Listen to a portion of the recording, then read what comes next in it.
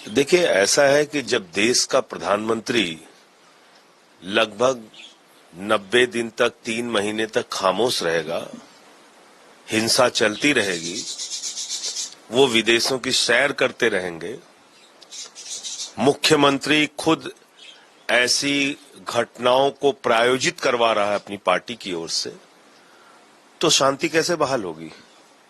और ये तो वहां के निकम्मे मुख्यमंत्री ने ऑन कैमरा माना है। उसने तो स्टेटमेंट दिया है कि 100 से ज्यादा ऐसी घटनाएं हुई हैं, यानी कि महिलाओं को निवस्त्र करके, नंगा करके परेड कराने की, रेप करने की, अश्लीलता करने की सैकड़ों घटनाएं हुई हैं। ये कोई और नहीं, मुख्यमंत्री कह रहा है। वहां की राज्यपाल कह रही है कि सिचुएशन बहुत ही ज्यादा खराब है, तो राज्यपाल को रिपोर्ट भेजना चाहिए।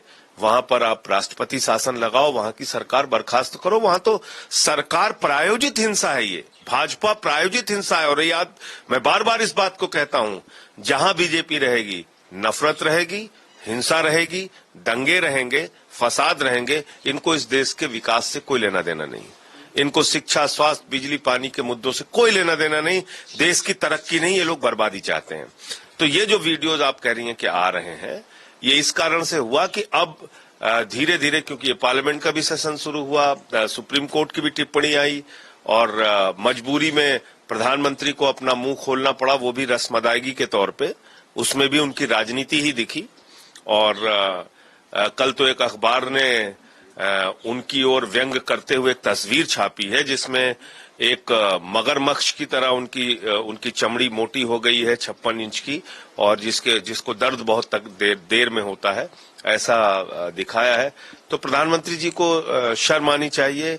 ऐसी घटनाएं हिंदुस्तान के एक हिस्से में हो रही है, पूरी दुनिया में देश की बदनामी हो रही है, दुनिया के दूसरे देश भारत के बारे में चर्चा कर रहे हैं।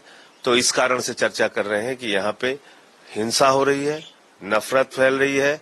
भारत, जिसकी पहचान धर्मनिरपेक्ष राष्ट्र के तौर पे पूरी दुनिया में है, दुनिया के सबसे बड़े लोकतंत्र के रूप में हमारी पहचान है, आज हमारी चर्चा हो रही है महिलाओं को नंगा करके परेड कराने और रेप कराने पर, सर काट के हत्या करने पर, ऐसी हैवानियत और दरिंदगी की घटनाओं के कारण।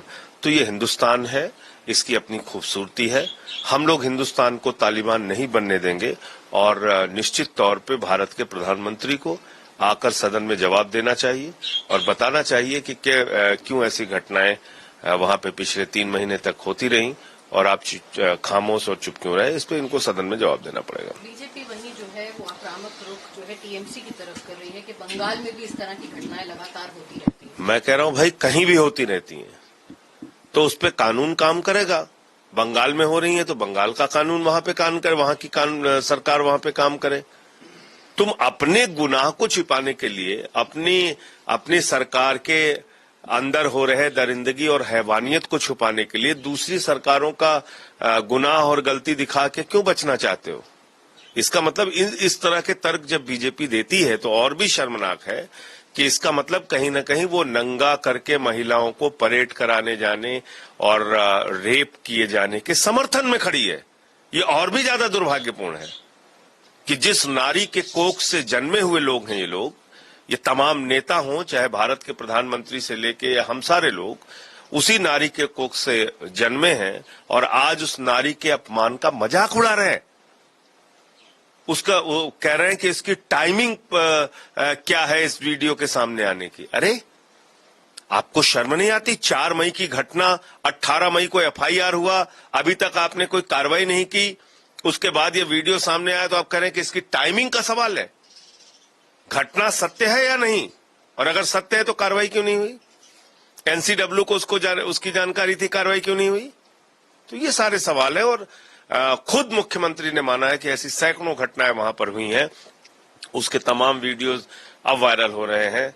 एक तो इतना भयानक वीडियो था, एक लड़के का सर काट के कोई लेके जा रहा है। मतलब ये क्या हो रहा है? हम कौन सी संस्कृति और सभ्यता की बात कर रहे हैं? ये भारत की सभ्यता है, ये भारत की संस्कृति है, ये भारत की पहचान है, ये हमारी धर्मनिरपेक्षता है, ये हमारा वासुदेव कुटुंबकम है। इसी रूप में भारत दुनिया में पहचान बनाना चाहता है। कि मंत्री का बेटा किसानों को कुचल के मार दे, पहलवान बेटियां अपने साथ हो रहे दुर्व्यवहार को लेके और बलात्कार को लेके आंदोलन करें, हाथरस में दलित बेटी के साथ गैंगरेप कर दिया जाए और आदिवासी के सर पे पेशाब किया जाए और दलित को घोड़े पर बैठने की इजाजत ना हो और महिलाओं को नंगा करके परेड कराया जाए। ये भाजपा के शासन में हो रहा है पूरे देश के अंदर। तो ये बहुत ही शर्मनाक है और मैं समझता हूं कि इसके लिए सीधे तौर पे भारत के प्रधानमंत्री और उस राज्य का निकम्मा मुख्यमंत्री वो जिम्मेदार है। प्रधानमंत्री नरेंद्र मोदी एक कायर और क्रूर शासक के रूप में देश के सामने आए हैं। तमाम घटनाओं को आप अगर उठाकर देखिए, नोटबंदी होती है, सैकड़ों लोग मार दिए जाते हैं, आके आंसू बहाता है। लाखों लोग कोरोना में मार दिए जाते हैं, फिर आके आंसू बहाते हैं। अभी मणिपुर की इतनी बड़ी हिंसा हुई, अब आके कह रहे हैं मुझे पीड़ा है, क्रोध है। तो ये घड़ियाली आंसू हैं, ये मगरमच्छ के आंसू हैं। ये पूरा देश इस बात को समझ रहा है।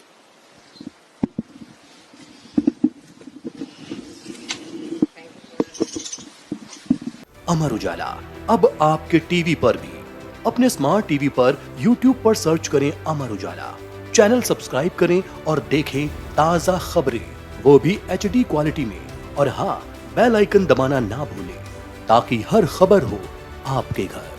अमर उजाला, निष्पक्ष, निर्भीक, निरंतर।